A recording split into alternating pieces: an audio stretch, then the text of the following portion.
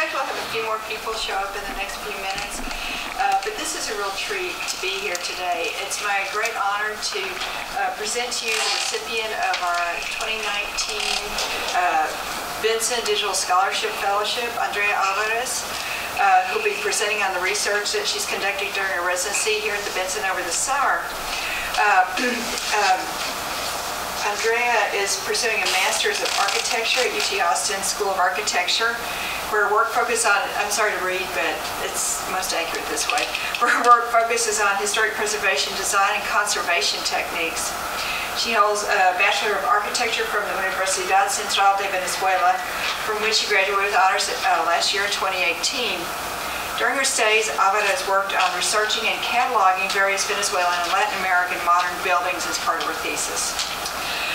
Introducing our Digital Scholarship Fellow's work is Professor Benjamin Ibarra Sevilla.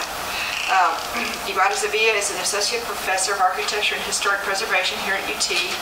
He's also Program Director of Master's Advanced Studies and the Program Coordinator of the Master of Science in Historic Preservation, which is why he's busy all the time. That's a lot. He's an architect who graduated from UNAM, Mexico City, and holds a degree in conservation and restoration of built heritage from the Excellence Program of the Carolina Foundation and the Universidad de Alcalá de Henares, Spain. So, welcome to you both. I'll turn it over to you, Benjamin. Good afternoon. First, I would like to thank Albert and LLILAS, of course, for giving this opportunity to Andrea, who's a really good student at the School of Architecture. And I'm really honored to be here and have the opportunity to introduce the work that Andrea has been doing during the summer, and I also actually a little bit beyond the summer.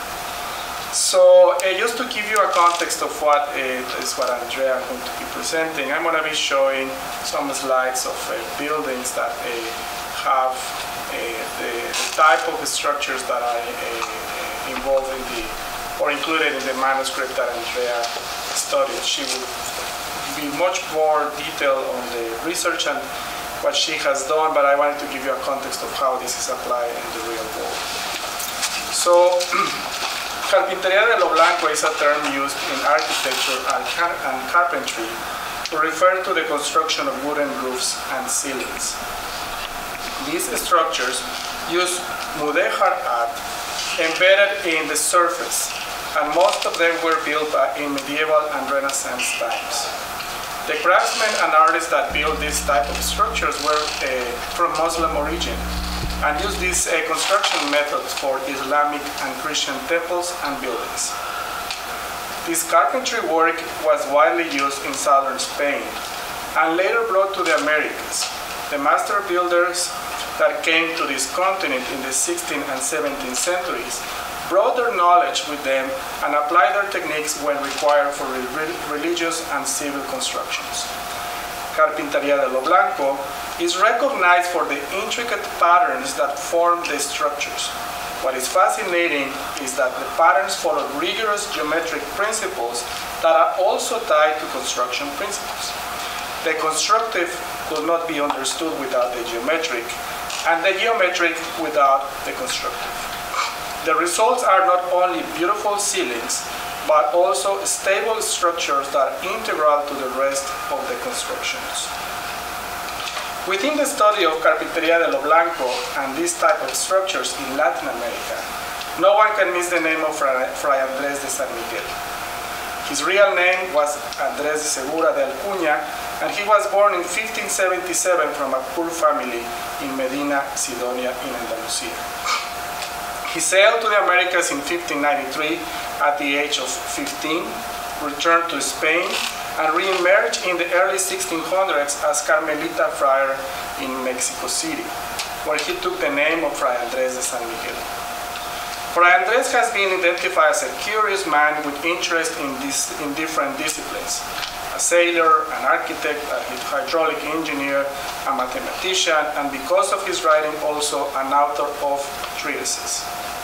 He has been known for his passion for architecture, and it has been noted that he rejected a promotion with the Carmelitas order because his inferior position afforded him time for reading and allowed him to be involved in the physical maintenance and construction of buildings.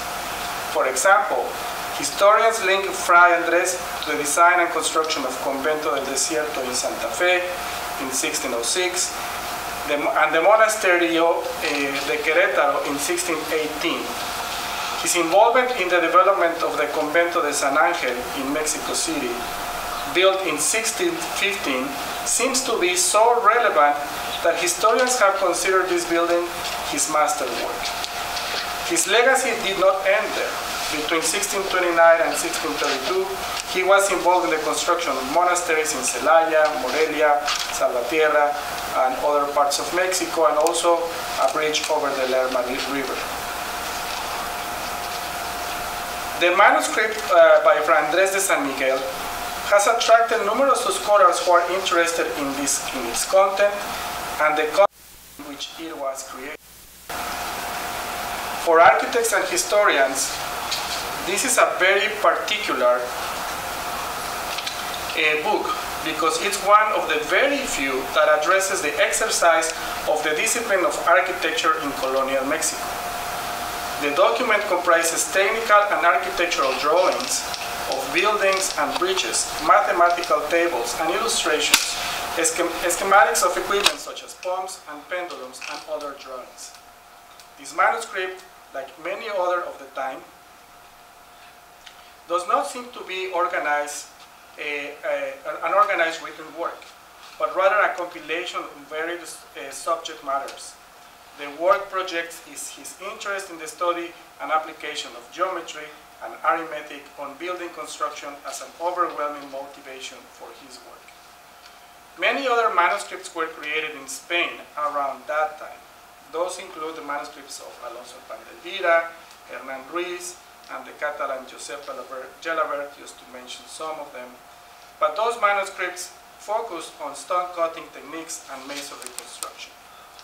Andrés de San Miguel manuscripts distinguishes itself because a good part of it focuses on Carpintería de Blanco, which, as stated before, finds its roots in the Islamic Spain and deals with woodwork.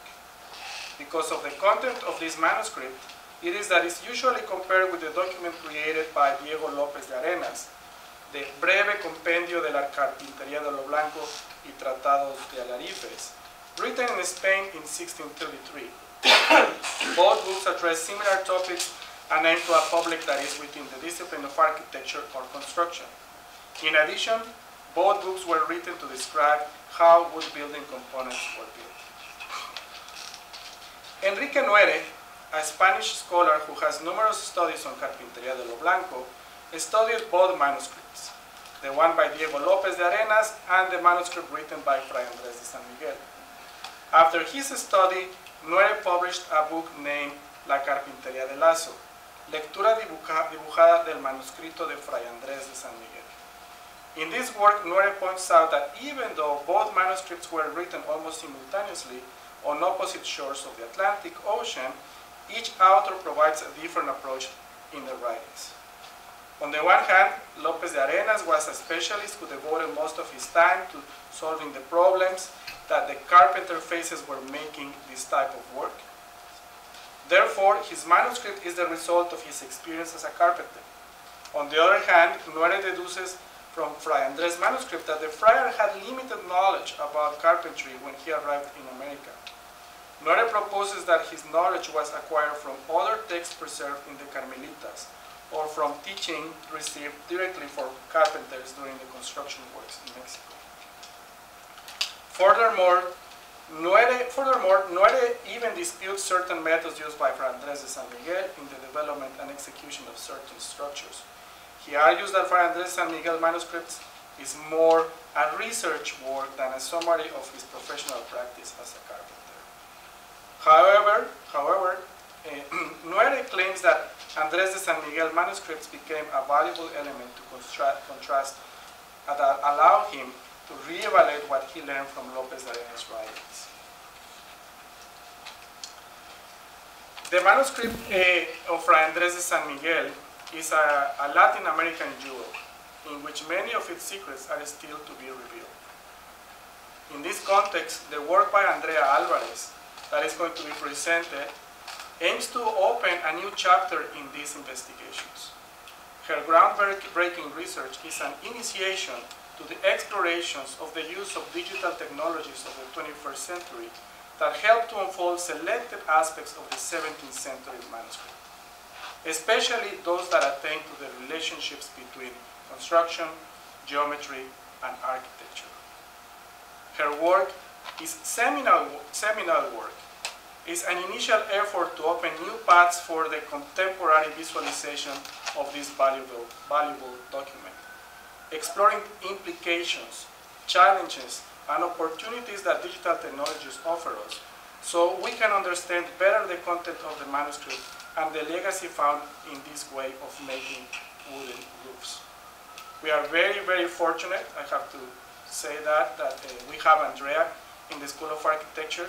She's, of course, as you will notice, an excellent student who has excelled with the work developed for her fellowship with LLILAS.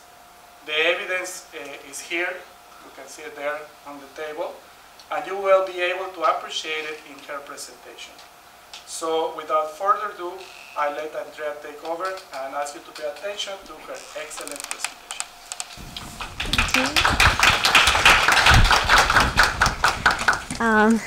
Thanks, Professor Benjamin, for your words, for your introduction, and for all the support you gave me for completing this work and this research. And thank you all for being here today. And thanks to LLILAS for making this all possible. It's like Professor said, I started this research the past summer when I was selected as LLILAS Digital Fellow. And over the course of a month and a little more, I developed this project, which main objective was to take the manuscript, this most valuable 17th century document, and try to reinterpret it using current architecture tools that nowadays architects use to project their work. And that means taking it and taking the representations in the manuscript and actually produce models using software of architecture. So my presentation is going to be divided in what I think were the three parts I can say that my research went through in order to produce the 3D models.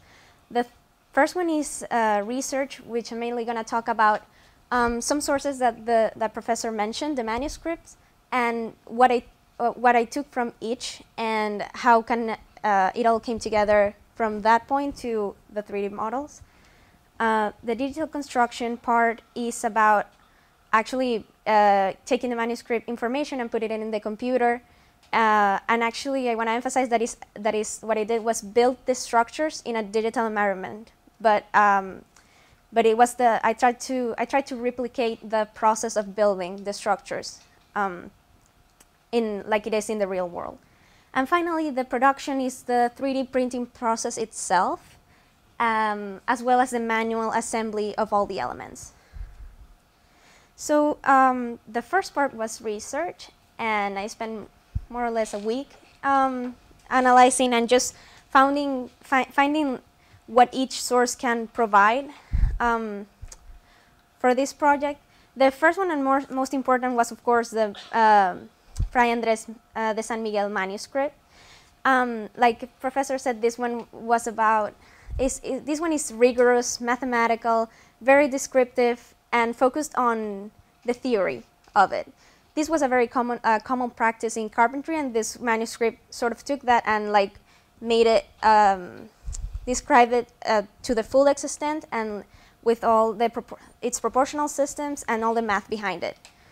The second one was the manuscript by Diego López Arenas, and this one is the Spanish manuscript. And this one was different because it was intended for a different audience. This one wasn't about the theory, this one was about building the actual structures in wood and working with wood. This one was a little more hands-on. And for me, I had to use both, and both between these two had a complementary nature, because yes, I was using a digital environment and I needed the precision, but I was putting something that was just lines into an object, a digital object, but an object. So I had to build it, and this information was crucial for that.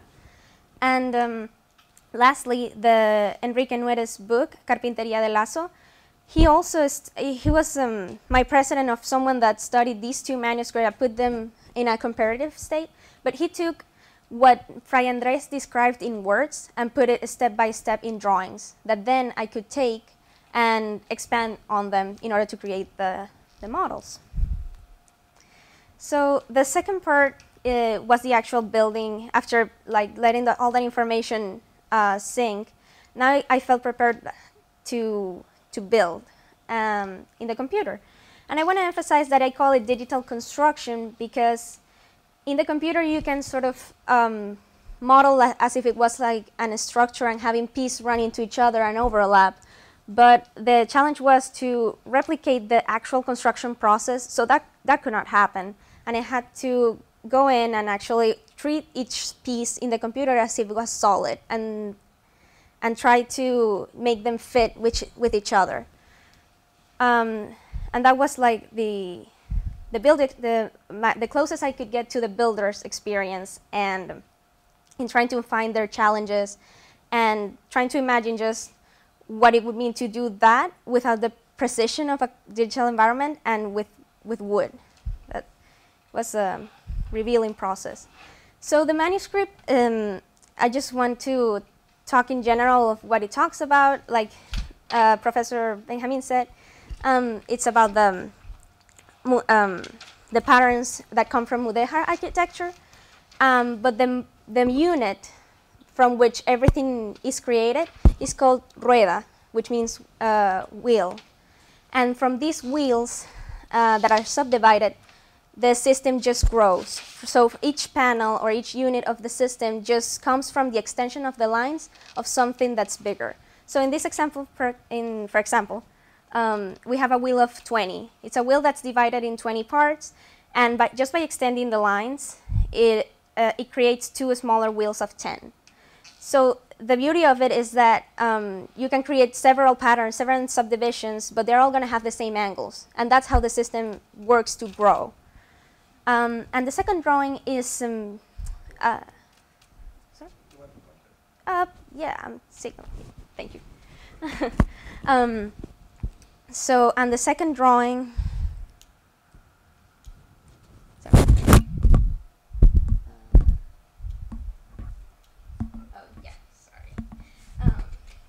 The second drawing is about Nuere's, it's found in Nuere's book, and it's about all the different kinds of wheels that exist and that Fray Andrés in his manuscript described in words, but he didn't draw all of them. He drew one, and that's the one I'm going to be focusing on because it's the most basic and the most common one found in the structures in Mexico.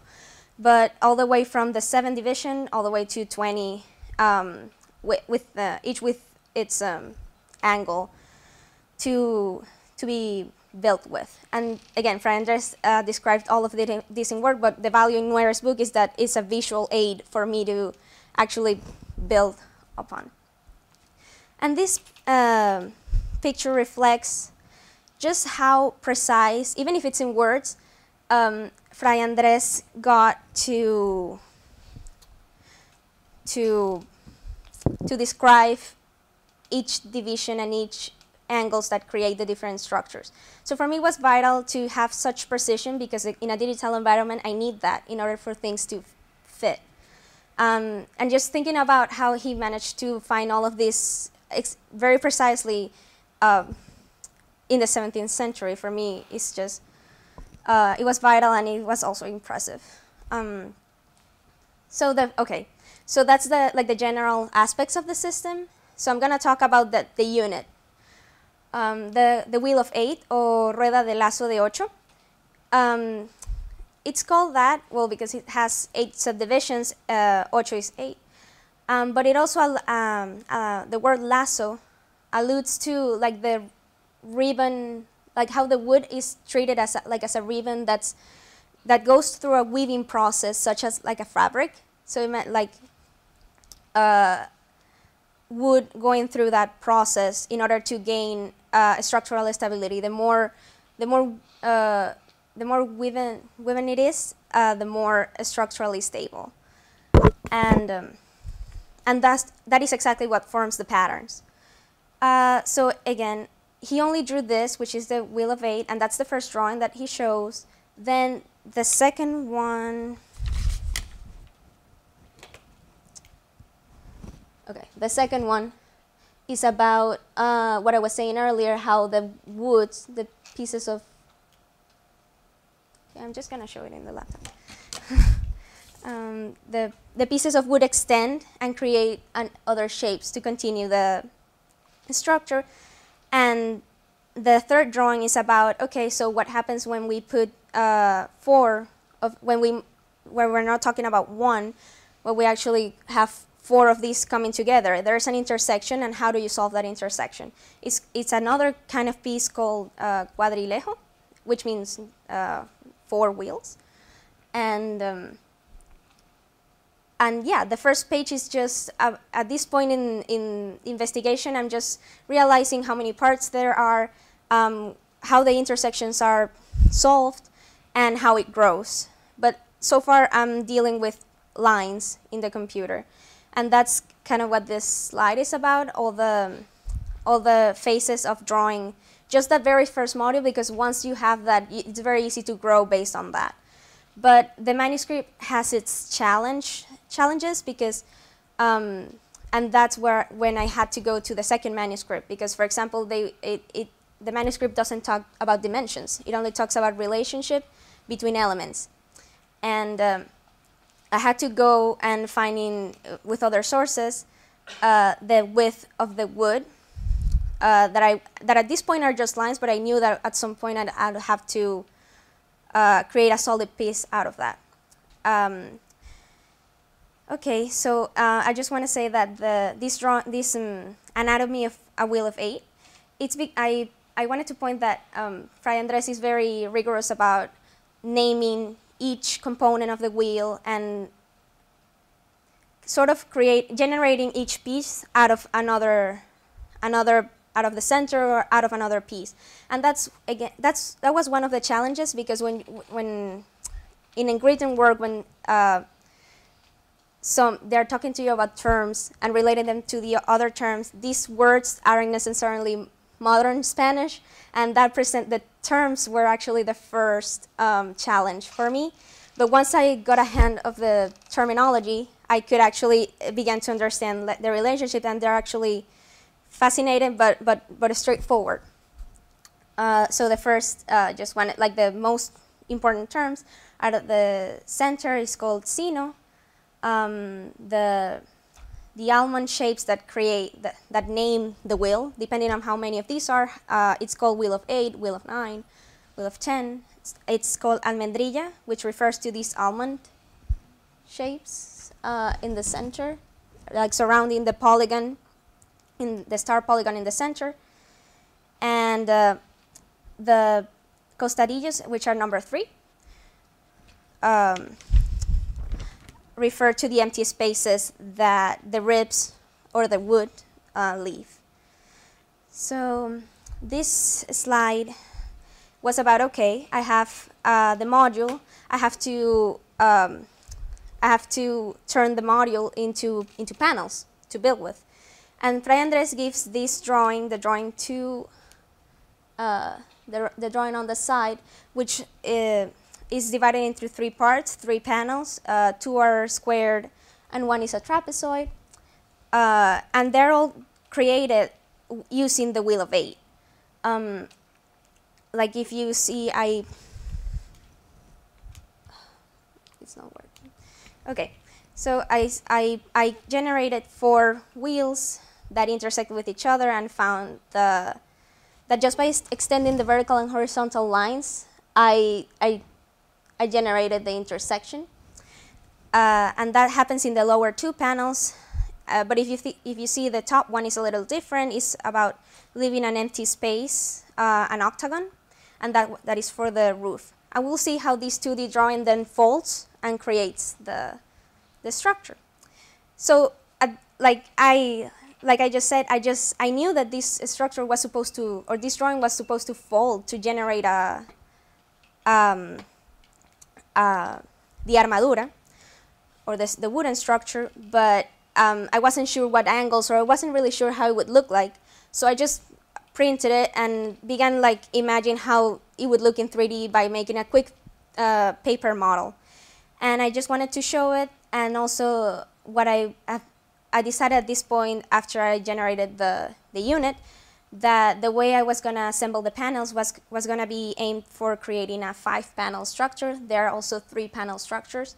This one is about that with you in a cross-section, it has 5 panels, and in these very specific angles, in order to just cover that span of a church. Okay, so then another drawing. Okay, so I have that line drawing that I know it's gonna fold, and again I'm still with lines, but not in a 2D environment. I lift them and began to work with it in 3D. And the manuscript gave me some idea on how to do that and what angles I should use. The angles that I found with the paper model, that actually the manuscript described them. With this drawing, which was a little confusing because it's actually 2 drawings in one. The one that's called front view is how the structure that holds the panels would look like if you stand directly in front of the structure. This other half of the drawing is if it's the look, how the structure would look if you stand in a corner, if that makes sense. So those are 2 different profiles depending on the position that you have to look at it. And I didn't know that, and it's not described in the manuscript, but Nuere's book was the resource that I had to understand that. And actually, there were some mistakes in the manuscript. Not mistakes, but just this one about that I found that in the corners the panels actually go inward, and Fray Andrés described them as pointing out. Nuere just theorizes that it could have been because of the lack of paper. And then this, after I have my regular panels, the ones that repeat themselves, I have the corner condition, which is a bit special because it's about extending the lines that are already in the panels, not about, it doesn't have the wheel in it. So I had to, the drawings that I did and my result are a little different than Fray Andrés' drawings, because as you can see there in the rectangle, the dashed rectangle, Fray Andrés drew the piece as a unit.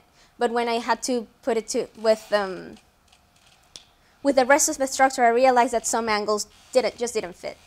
But using the same logic as he did, I just extended the lines and created the triangular panels.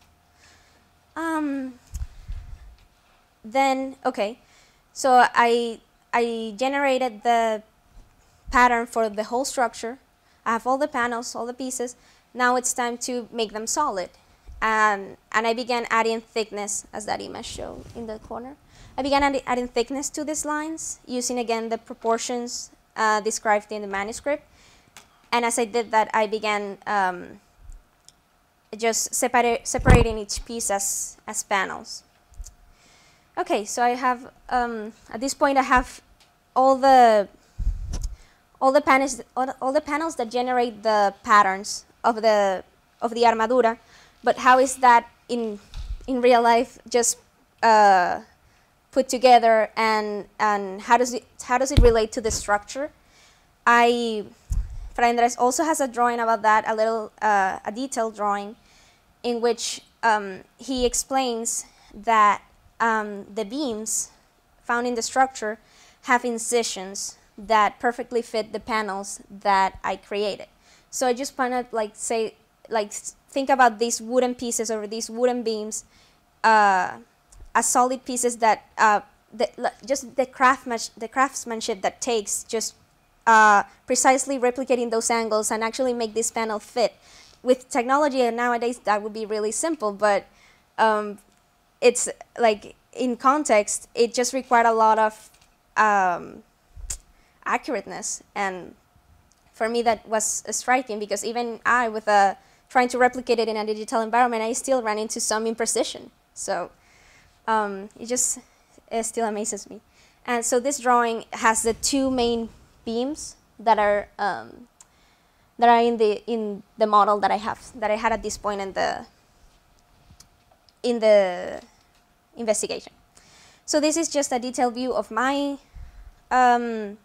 beams or my structure. The yellowish part is the panel that would fit and go up and actually fit in the incisions that the beams have. And that is just like, so you can imagine it like you can see how the actual beams look like without the panel on it. What the panel does is that it creates this very clean, very straight kind of look, but what's behind that is a structure that is carved for that to be exactly flushed. Okay, so after generating that structure and all those incisions that my panels would generate, I start to catalog and just differentiate the types of panels that they exist, because even though they could have the same pattern and they were built using the wheel of 8, their position within that armadura or that structure changes the angles at the ends. How they meet with the neighboring panel, it changes the woodwork that would have to be done. And of course, if I'm 3D printing, I need those angles to match perfectly. So yeah, this, for example, number 1, sorry, like it's a lower panel that has the same pattern as number 2, but the fact that one is in like in the lower level and the second one is a little bit on the top with different neighbors, different angles. That all means that it's a different kind of panel, even though it looks the same. And then the ceiling one, it has a different pattern all on its own, the cuadrilejo that I talked about. And then the end, that's in the middle of the structure, and then the end condition has, again, its particular set of rules and different neighbors. This one has, for example, the top one has the relationship to the roof, and then a relationship to a triangle, and then on the lower side to a trapezoid. That's all. That all changes the angles that unite them. And in real life wood construction, what would happen is that, okay, we have to make these two panels fit. Let's just sand the wood. But since I'm using a 3D printer, I need those angles to be accurate to the millimeter just from the start. So finding out, like maybe in real construction work, it wasn't necessary to have at least those details figured out because it could be sanded, even though it was very precise. But now, with this technique, I had to went in and actually find the angle to the millimeter, and I describe all of that in the function section. These are the triangular panels that I said don't follow the wheel of 8 pattern, just because they are an extension of the lines of the neighbors, which are trapezoids and 2 squares. And I just want to point out how I call them triangles because I use these imaginary lines to make them fit a space in the structure. But if you see the 3D printed, it looks like a triangle, but in real life, that those invisible lines that I used to build is what Fray Andrés described and found in the beginning. So without that, I wouldn't be able to know where these weird looking shape even came from. So that's interesting to me. And then the bigger pieces, the end of the armadura pieces, which are basically the same as the squared ones, just had to grow in a 45-degree angle in order to meet the corner. Finally, I have the production. I'm ready to produce these models. So in order to do that, I send them out to print. And I just want to, this is the 3D printer. It's called Fortus 800.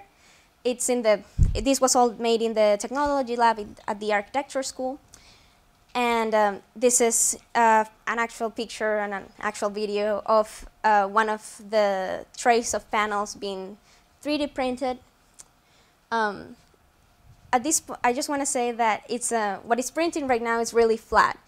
With 3D printing, there's the option, or I could have decided to print the whole structure as a solid piece.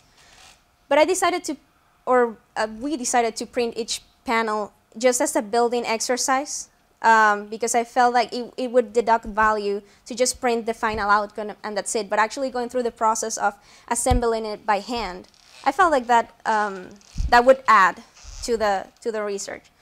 So I print each piece, and this is how it came out of the 3D printer. And on the one hand, we have what it's called white versatile plastic, and the parts that are a little bit grayish in the middle parts, it's called support material. And what it does is that it holds the plastic or the solid part together while it's in high temperature or while it's printing, so it won't move. But once it cools down, it's disposable.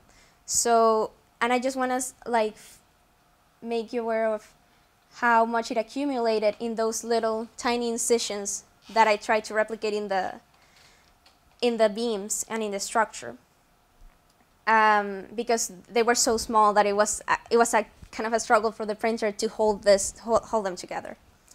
But that was okay. It printed perfectly. Now it's time the second part is about getting rid of that support material because it's not necessary and it's not part of the model, it's just part of the process. And it goes into this eco wash, that it's a soapy solution that it's supposed to melt down those that support material. And this is a process that takes about 4 hours. And it took like maybe 12 trays of like this one with all my different pieces that you're going to see in the model, maybe 12 trays and each 4 hours, so you can see it was a process that took weeks. So finally, I had all the pieces, and fortunately I had that catalog that I did so I wouldn't get lost, because they're pretty similar. So with all the pieces at hand, I just proceeded to assemble them. Because in theory, it was supposed to be a very easy process and very precise, because if the incisions are correct, the panels should just snap. But it wasn't quite like that. Because it's still 3D printing, and at this scale presented its challenges, and I'm going to explain that in a second. I have a video.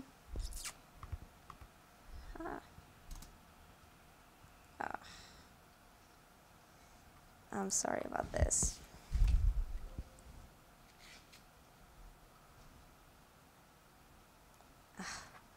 I'm so sorry. Okay, there we go. Okay, so this is me assembling just a portion of the model, 4 beams, 3 panels. Basically, what in repetition, this is what creates the armadura.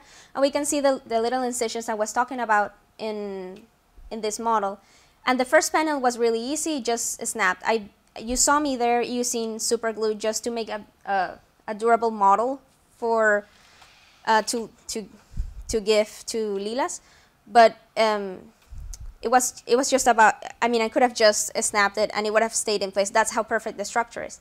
The second panel was a little bit more of a challenge because the smaller incisions of the top had accumulated support material, and I had to go in and with an X-Acto knife and remove all the extra support material to actually make the panel fit. You see, just a little bit. So yeah, that's just puts in perspective how precise it needs to be, and even with 3D printing and the work in the computer, it still has it always will require some level of craftsmanship. So these are some process pictures. This is the bigger picture on this side. It's is that four beam 3-panel part that I was assembling in that video. And then I just repeated the process with the trapezoids and with the ceiling part that you see, that little square piece, that's the top part, to create to create the final model. And this is just a picture of the final outcomes. The most important one is the armadura, or the full armadura model.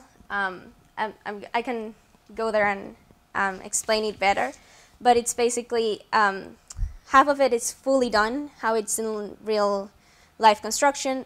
The frontal part has only the structure, so you would be able to see the incisions that I've been talking about, and it has a mirror, so you would be able to see the structure all the way to the ceiling. This smaller piece on this side has 2 panels and the beams with all the names. Remember how I said the terms were a challenge? I think it's a vital part of the woodworking and in Carpinteria de Lazo in general to know these terms. So it's like a representation of a part of the process of this research that was just super important for me to know. So, and I actually had this drawing in a informal version in my notebook where I keep constantly looking into the terms until I finally memorized them. So it's also like a testimony of the work process. And the last model is it's a detail model of the rueda, of the wheel of 8. It's just half of it, but you can see the pattern form. We'll see it in a second. How the star polygon in the center generates the rest of the subdivisions, and it's actually an interactive model. It's supposed to you're supposed to be able to touch the pieces, feel them, know the amount of angles and the amount of just precision work that took cutting these pieces in and treating them as wood. And that's my presentation. These are the sources that I used, and I just thank you again for being here. And if you have any questions, I'll be happy to answer all of those and to show you the models with them in hand. So I welcome you to go ahead and look at it. Before we head over, are there any questions for Andrea or Professor Ibarra? Does the book talk about the construction process? How the manuscript, Fray Andrés manuscript, yes, like it talks about the construction process, but mostly it's more about the dimensioning, so you can cut the pieces. So you have to know the dimensions to cut them. But it actually also talks about how to assemble them, but more the other manuscript, the Spanish one. The question. Can you give us a little bit more information in terms of, so this is all wood, right? Really thin wood paneling. And I guess my question is, how did they get it to interweave? Did they interlock them and then unite them? Or was it all carved out of one really thin piece of wood? It was, how do I say this? They would generate a very deep incision in the lower, look, so let's go back to a piece that I can show this. better. Okay, this one is perfect. So what they would do is that this horizontal piece, the one that you see that's obviously under it, they would make the incision, a very deep incision, so the other one could go on the top. And that's how they make them speak to each other. Yeah. Any other questions? So the word stripes. Yeah. Stripes of wood. Yeah, it's not just like this. I talked about this incision, but this is, imagine this as a solid member, or at least this one, that has several incisions for it to be woven. And where they meet with other pieces here, so like this angle here, is that, how is that, is it notched in and here? A 45-degree cut, and this is one piece. This will be one piece of wood, and okay. and that would be the. This one is cut because it's just showing the unit, but that would be another long piece that's on here. Thank you. No problem. Thank you. How were they, I mean, were they glued or nailed ever, or is it just the wood's structure itself and where it's notched, that's what's holding it together? I think the geometric pattern is what's holding it together mostly. They could have used other tools, but the preciseness of the structure and the effort that goes into making those cut perfect is what holds it together. And when you have several how do I say this, intersections very close to each other, like in the wheel, but imagine this as a whole, so each intersection makes the one next to it stronger in a sense. Structurally. Yeah, sure. Could you ever see this type of intricate construction being, in the renderings and all the work that you put into it, being useful in contemporary construction today? I mean, is there any crossover that you could, see this kind of... I think I would love to see this level. I cannot think of an example of a contemporary similar project. But I would love to see in contemporary architecture just this union between design and structural stability. Like by doing one, you are making stronger the other. I think that's what's valuable about these kinds of structures. I would love to see this effort of putting detail and in the incisions to generate complex, yet very because this is very straightforward. The math behind it is it's just divisions. Of a module. I would love to see a paneling system that maybe takes these principles and maybe that's a step forward in the research. Very interesting. Thanks for that question. I mean, it would be amazing to see something like this produced today, but then it's also the beauty of it was at the time of its production, to manufacture that. Yeah. I mean, it still is according to your model. Yeah. I have another question. Sure. Is there any inkling in the manuscript in regards to who would be doing this physical work or the actual construction of it? Sorry, can you repeat Yeah, that question? who would actually, during that time period, who would be doing the actual construction of these types of... I think the carpenters, the woodworkers, because in that period of time, the carpenter had a way more important role in construction, similar to what we call today a project manager. It would be or an architect. The carpenter work was just so vital for the building to be that, because this is a roof. Without this wouldn't be a complete building. So the carpenter had to be on top of that. And yeah, he was a carpenter, but it's a different role carpenter than what we think today of that a carpenter could do inside a building, because we use different materials, we use different techniques. That's the main difference.